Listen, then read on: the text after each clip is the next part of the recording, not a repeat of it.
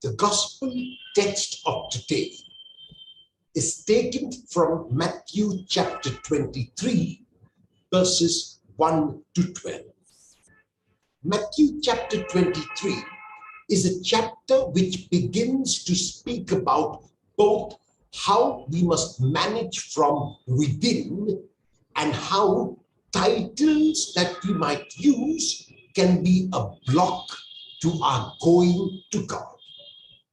In the text, Jesus uses the term Moses' seat, which is a metaphorical expression representing the teaching and administrative authority of the religious leaders of that time. Jesus condemns only the practice of the religious leaders and not their teaching. The Matthean Jesus makes 3 points about this. The first is that they say, but do not do. They talk, but do not act. They verbalize, but do not show in action.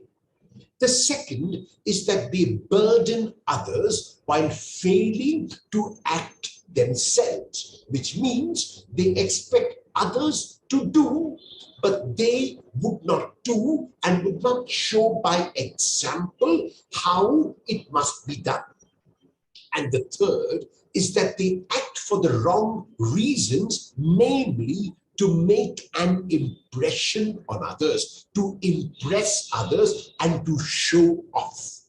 The term phylacteries is the Matthean term for tefillin, which were small leather boxes containing portions of the Torah and strapped to the forehead and the arm during the recitation of prayers in literal obedience to Deuteronomy chapter 6, verse 8.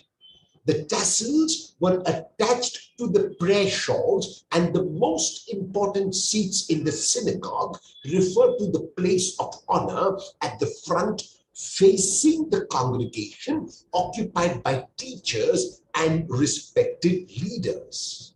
The term rabbi was a title of honor.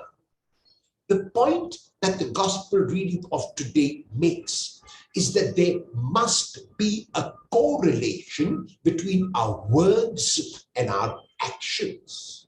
It is often very easy to say, but it is difficult to do. It is easy to preach, but difficult to practice. The way to ensure that there is this correlation and harmony between our words and our actions is first to do and then to say, or better, to let people hear not what we say, but what we do. Will you let people hear what you say by doing today? How?